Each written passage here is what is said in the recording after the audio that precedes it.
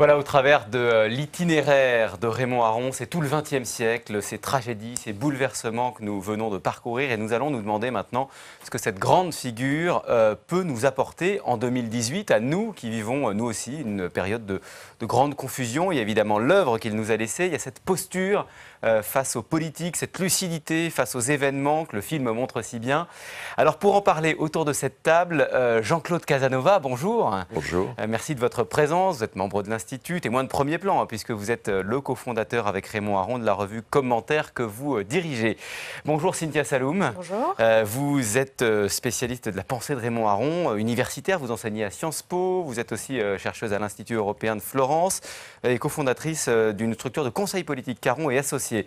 Bonjour Nicolas Bavray. Bonjour. Alors on vous a aperçu dans le documentaire, nous vous avons vu parce que vous avez écrit une biographie de Raymond Aron, mais nous avons encore énormément de questions bien sûr à vous poser, historien, économiste, et face à vous Jean Birnbaum, bonjour. Bonjour.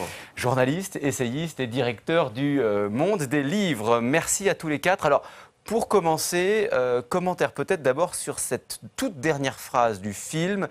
Jamais de repos sur terre pour les hommes de bonne volonté, dit Raymond Aron. Est-ce que c'est peut-être ça, d'abord, qui caractérise l'homme, Raymond Aron, un homme de bonne volonté, Jean-Claude Casanova? Oh, c'est un pessimiste et un optimiste à la fois. C'est un pessimiste sur l'évolution des événements, sur la nature humaine, et c'est un optimiste, un homme de bonne volonté, comme vous dites, c'est-à-dire la volonté de faire triompher, si c'est possible, la vérité et la liberté. Mais il s'est vraiment engagé. Il s'est engagé au moment des années 30, il s'est engagé évidemment en 1940 quand il a choisi de rejoindre Londres, il s'est engagé contre le communisme en étant pratiquement seul avec Malraux en 1947, il s'est engagé pour l'indépendance de l'Algérie, ce qu'il a fait en 1957, très tôt, et enfin il s'est engagé contre mai 68. Donc ce qui est intéressant, c'est que dans l'ensemble de ces occasions, il a vu juste et il a accepté d'être vrai, y compris sur son pays et sur son camp. Il a vu juste, vous soulignez sa lucidité, sa clairvoyance, Cynthia Saloum, face aux événements. C'est vraiment l'une des caractéristiques qui ressort de ce film qu'on vient de voir, la lucidité. Absolument. Alors d'abord, je me permets juste de ramener une petite nuance. Je ne suis pas spécialiste de Raymond Aron, mais tout l'intérêt.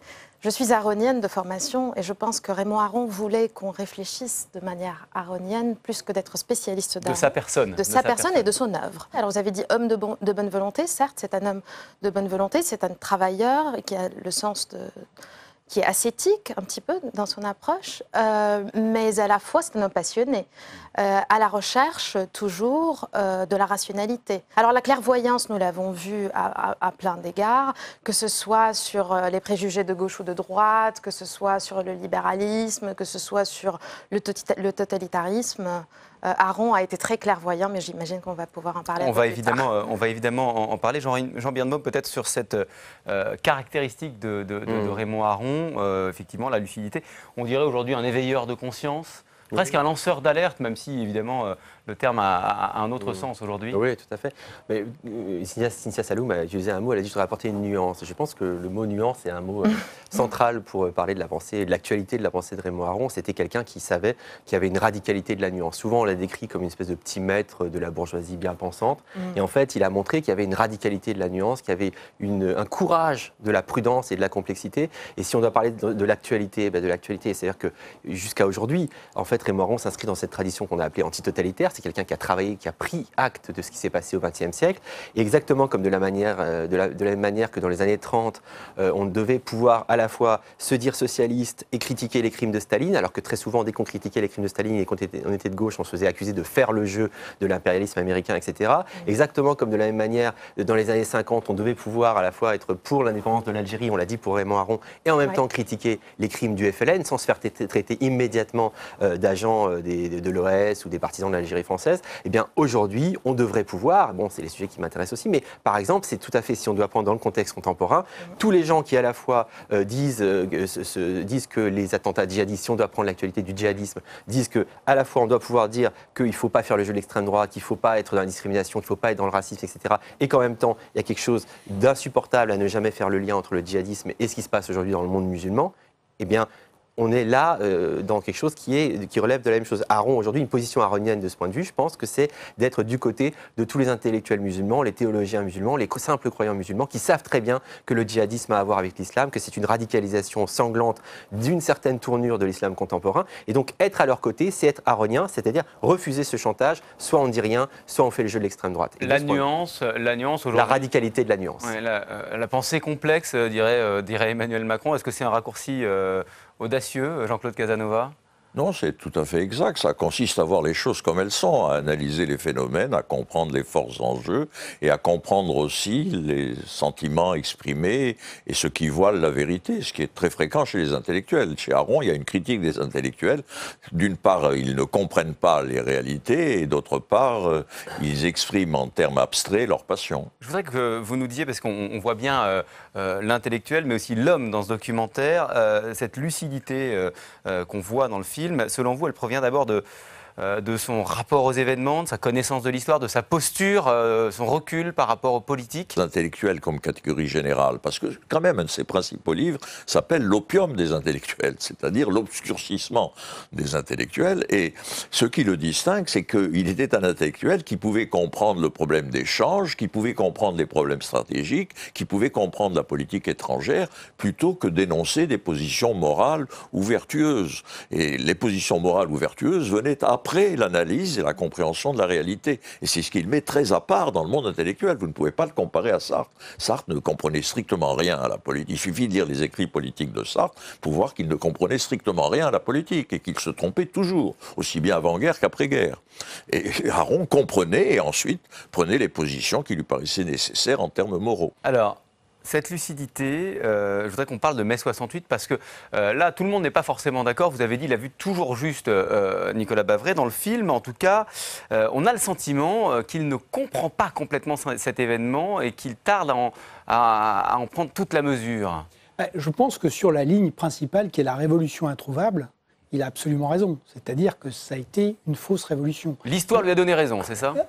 Non, mais là où on parlait de nuances tout à l'heure, et c'est vrai que c'est toujours intéressant, ce que disait par exemple Pierre Asner, et il avait raison, c'est que dans le système d'Aaron, il y a donc le système international, les États et les sociétés.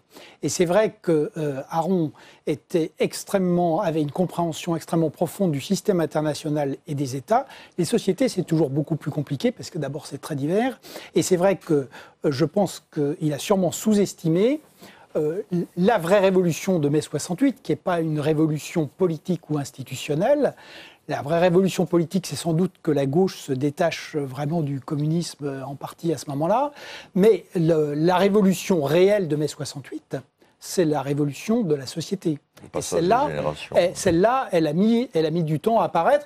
Et un autre point sur lequel il ne s'est pas trompé, c'est qu'effectivement, il était très inquiet de la destruction de l'université française par mai 68. Et là-dessus, malheureusement, force est de constater qu'il a eu raison. Donc voilà un peu, à mon avis, la balance sur 68. Mais avant de poursuivre, le titre du livre, qui est La Révolution introuvable, d'une certaine manière, c'est encore plus juste que ce qu'il avait imaginé, parce qu'effectivement, elle est introuvable, c'est-à-dire qu'elle n'est pas du côté de la politique, mais elle est du côté de la société. Alors, on va justement poursuivre peut-être sur 68. Je voudrais juste vous faire écouter un extrait. Il y a dans ce documentaire plusieurs extraits d'un entretien qui est passionnant d'ailleurs, après mai 68, entre Raymond Aron et Georges Suffert, qui fondera d'ailleurs plus tard Le Point. Je voudrais vous faire entendre un autre extrait de cet échange entre les deux hommes qui n'est pas dans le film. Vous parliez du combattant Raymond Aron. C'est un terme qu'il utilise lui aussi. Il explique toujours, là, très lucidement, la raison de la disgrâce dans laquelle il est vraiment entré après mai 68.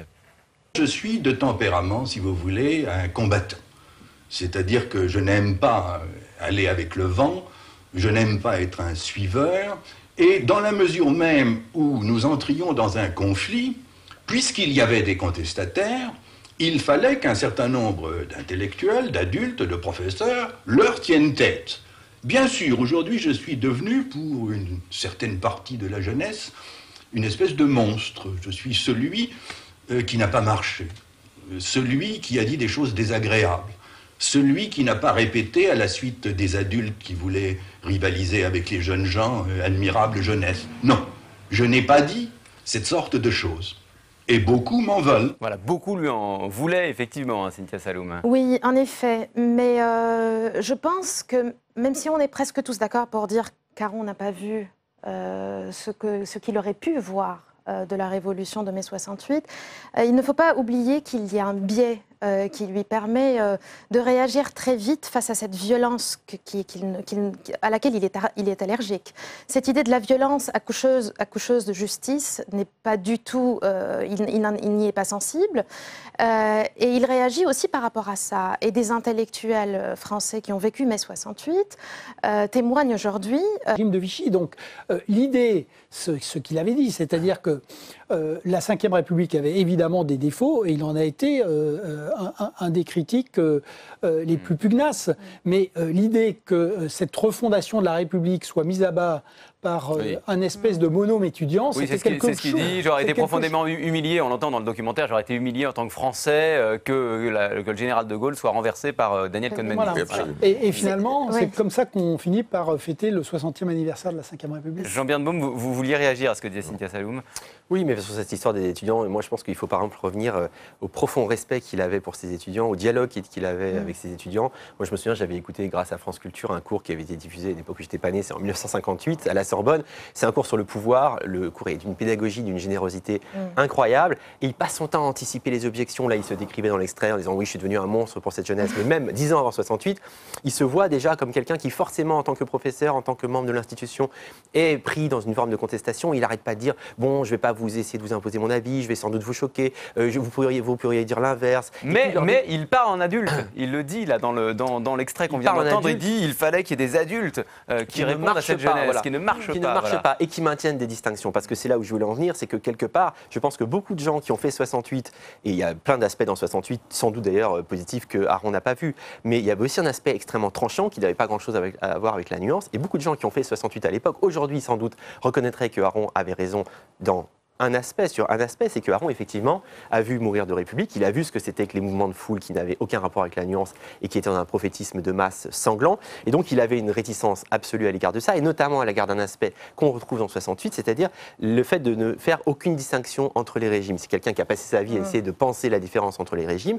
Et aujourd'hui encore, on est confronté à cette question. Raymond Aron considérait qu'on ne pouvait, d'ailleurs, dans le film, dans le documentaire, on voit un moment, c'est magnifique, où en une phrase, il dit quand même, quand on est un intellectuel, c'est une interview à la télévision, quand même, quand on est un intellectuel, on devrait pouvoir comprendre que 2 et 2 font 4 et que le goulag, ça n'est pas la démocratie. Aujourd'hui, on est à nouveau confronté à ça, où sur beaucoup de débats, exactement comme à l'époque on pouvait crier CRS, SS, alors qu'on savait quand même globalement que ça n'avait pas grand-chose à voir, eh bien aujourd'hui, dans plein de débats, on n'arrive pas, on n'a qu'une peur, c'est de restituer le début d'une légitimité aux sociétés dans lesquelles nous vivons, qui sont archi-critiquables, qui ont leurs limites, leur hypocrisie, leurs mensonges, leur violence, etc., mais qui ne devraient pas toujours être mises sur un signe égal avec des sociétés totalitaire ou despotique. On viendra d'ailleurs à la crise de la démocratie dans un instant. Vous voulez y ajouter quelque chose? Oui, un petit élément. Il y a aussi la déformation de méthode d'Aron, qui, vous l'appelez recul tout à l'heure, nous avons parlé de recul, mais c'est plutôt une présence à l'événement politique, au fait politique. C'est toute l'influence de Thucydide dans sa pensée.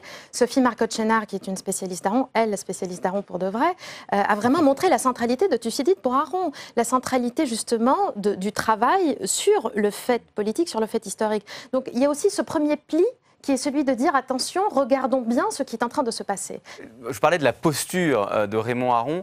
Je me pose la question par rapport à ce qu'il a à nous dire aujourd'hui, Jean-Claude Casanova, voilà, l'adulte qui parle de haut en bas. Est-ce qu'aujourd'hui, c'est une posture qui est encore possible dans cette société très horizontale qui est la nôtre? Non, le monde actuel l'intéresserait très profondément. Si vous voulez, les transformations aux États-Unis, en Russie, le bouillonnement du monde islamique, la corruption d'une certaine façon des démocraties, je suis sûr qu'il ferait un grand cours sur la crise des démocraties aujourd'hui, la modification fondamentale que provoque le nouveau monde, l'apparition de l'Asie dans le monde économique, etc. Pardon, mais serait-il encore audible aujourd'hui?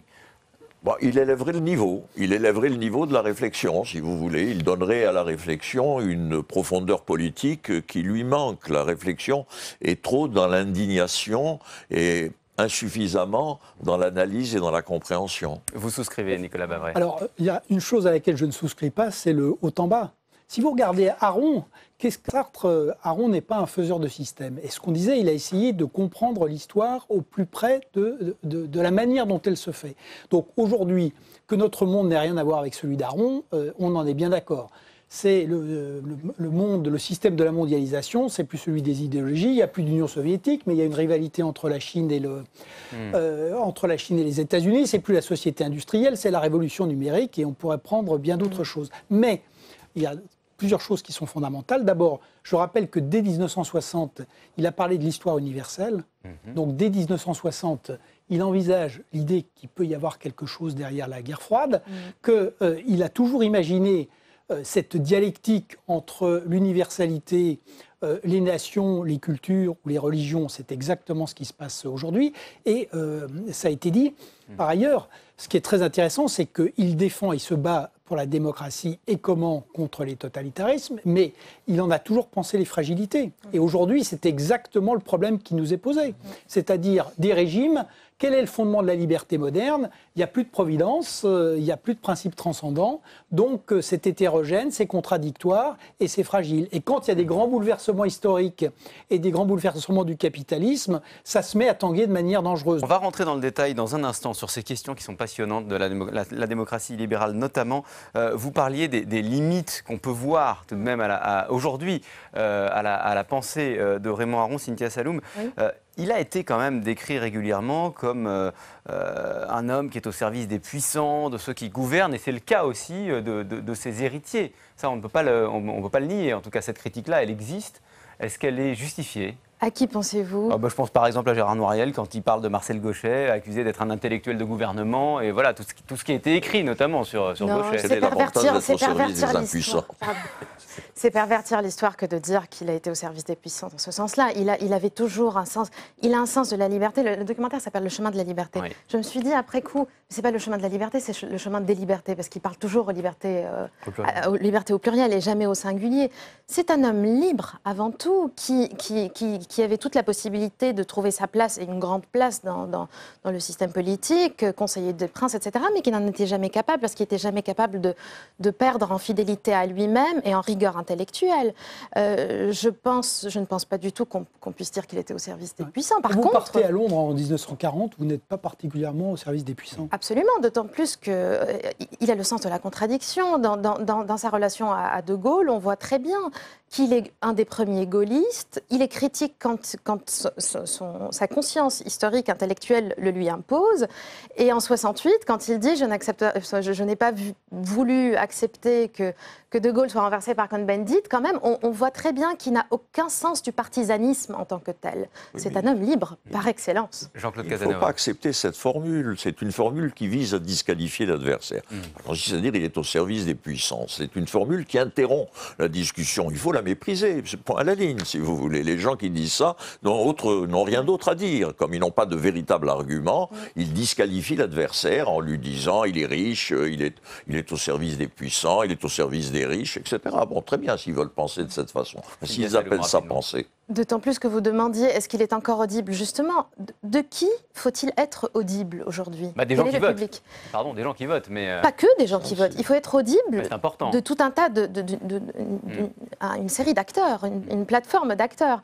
En l'occurrence, lui ne se considérait pas du tout comme conseiller des princes, mais il était important aussi qu'il puisse dire un certain nombre de choses. Sur la guerre d'Algérie, il l'a dit. À qui voulait bien entendre? Il était le seul à le dire, quand même. Donc on ne peut pas dire qu'il était au service des puissants aussi facilement que ça. Je vais dire un mot sur cette question du service des puissants, parce qu'en fait, tout dépend de ce qu'on appelle être au service des puissants.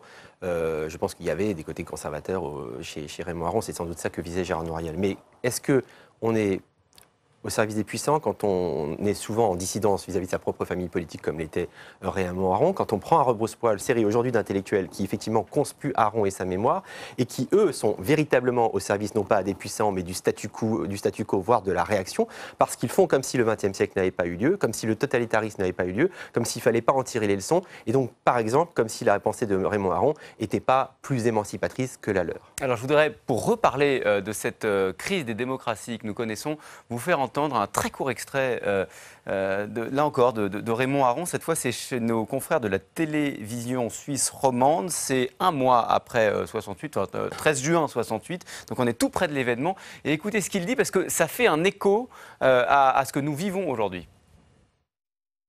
On ne peut pas donner tort aux gens qui éprouvent des sentiments. On ne peut que se demander pourquoi éprouvent-ils ces sentiments.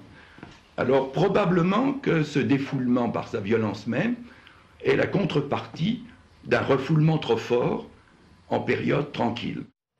Alors, on ne peut pas donner tort aux gens qui éprouvent des sentiments. Je l'ai dit, ça concerne 68, mais évidemment, ça fait écho à la montée des populismes. On trahit la pensée de Aron si on fait, si on sort cette phrase de son contexte et qu'on l'applique aujourd'hui, Jean-Claude Casanova. Non, il y avait toujours chez Aron il cherchait à comprendre pourquoi les gens étaient communistes, pourquoi les étudiants se révoltaient en mai 68, etc. Il y a toujours chez lui un profond effort de compréhension des motivations, des éléments qui permettent... Et des émotions. Et des émotions, tout à fait, émotions qu'il pouvait éprouver lui-même. Je vous ai vu, Jean Birnbaum, arriver avec un livre de Raymond Aron, Croire en la démocratie. Je ne me trompe pas. Oui. Hein. Voilà. Pourquoi vous êtes venu avec ce livre? Parce que justement, vous parlez c'est pour les résonances contemporaines, c'est-à-dire que Nicolas Bavrez le disait tout à l'heure, il y a une espèce de foi dans la démocratie chez Raymond Aron, il y a l'idée, il a vu, et tout ça. Justement, on n'est pas du tout dans la grande théorie, dans l'abstraction, c'est quelqu'un qui a vécu physiquement, qui a été en 1930 en Allemagne, qui a vu les choses monter, qui a constaté la violence physique, qui a vu des ouvriers, comme on le dit dans le film d'ailleurs, des ouvriers communistes devenir passer à la chemise brune, etc.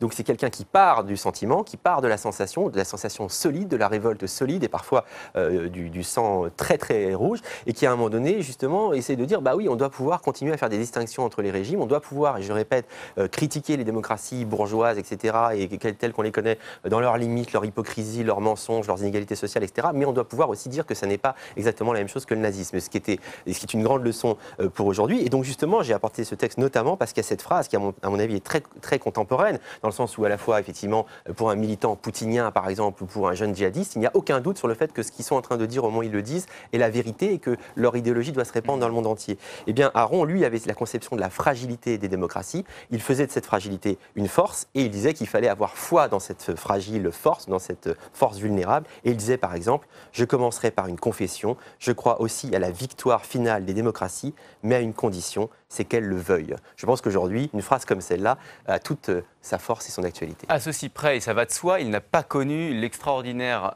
révolution que représentent les réseaux sociaux et donc la grande démocratisation de la parole publique, le trouble que tout cela a causé dans le débat public. Il serait peut-être très malheureux. Je voudrais, Nicolas Bavrez peut-être ou Jean-Claude Casanova, un commentaire quand même sur la nouveauté quand même du débat public aujourd'hui. Ouais, c'est un peu comme ce qu'on disait sur la colère des peuples, c'est-à-dire que Aron aurait très bien analysé les réseaux sociaux pour une raison simple, c'est que précisément l'erreur qu'on fait sur le populisme, c'est d'avoir une position morale, uniquement une dénonciation morale. Comme on dit, la colère des peuples, aujourd'hui, c'est un fait. Donc, comme c'est un fait, il faut essayer de le comprendre. Et donc, il faut essayer de comprendre les raisons profondes de la colère des peuples. Et ensuite, les canaux de transmission. Donc, les canaux de transmission, c'est vrai que dans les nouveaux canaux, il y a les réseaux sociaux. Je rappelle quand même que Aron, en matière de technologie, il a connu des ruptures technologiques. C'est le grand pédagogue de la dissuasion nucléaire. Si on prend en matière stratégique, la rupture fondamentale du XXe siècle, ça a été la dissuasion nucléaire. C'est Aron qui en a fait la pédagogie. C'est quand même utile sur Twitter. Qui en a fait la pédagogie en France. Donc, vous avez parfaitement raison. Les réseaux sociaux, plus largement le numérique, c'est une révolution considérable. Pour le débat démocratique. Parce qu'il avait ce rapport direct, justement, je vous disais aux étudiants, cette façon de s'adresser à eux, comme l'a dit Nicolas Bavrez. Il a le sens de la formule. Il a le sens de la formule. Regardez la guerre froide. Oui. Bah vous pourriez créer un compte Twitter de Raymond Aron avec quelques-uns de ses aphorismes. Effectivement, on aurait... Jean-Claude Casanova. Jean-Claude Casanova. Sur la crise de la démocratie, il y a un point où il est très fort, c'est que nous pensons trop uniquement au régime stalinien, si vous voulez, qui lui naît de la révolution de 17 et donc de la guerre de 14-18.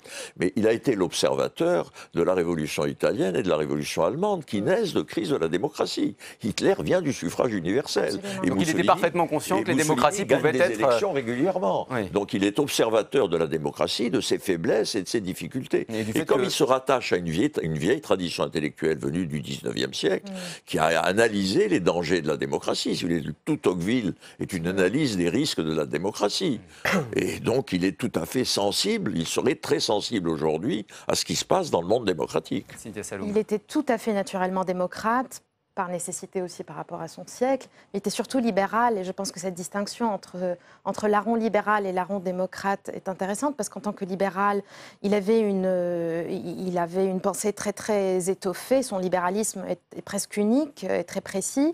Aron démocrate et j'ai envie de dire facilement démocrate. Il ne s'est jamais vraiment épanché sur la politique intérieure, sur la politique électorale en tant que telle, etc.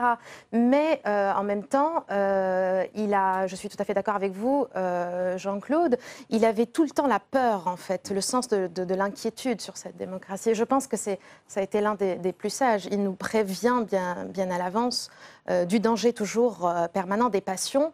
Il voit très bien les passions monter et lui-même se définit comme un homme passionné. Je crois très bien qu'il dit que j'ai trouvé un type d'homme, un être passionné, émotionnel et rationnel à la fois. Donc il comprend la centralité des passions et il voit que la démocratie n'a pas suffisamment de garde-fous pour les prévenir de manière stable en tant que régime. Et ce qui est frappant, c'est que la liberté politique reste absolument... Ça va être de nouveau le grand enjeu du XXIe siècle, mais qui va se poser différemment.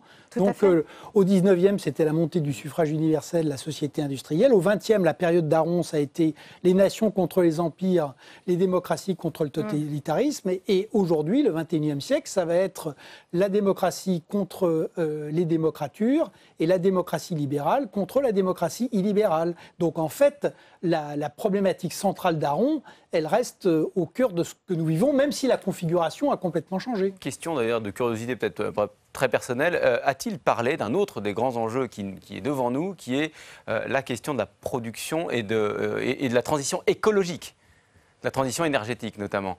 Ça, c'est celui de ses contemporains qui a vu tout de suite le problème écologique, c'est Jouvenel. Et Aron n'avait pas la sensibilité qu'avait Jouvenel là-dessus, si vous voulez.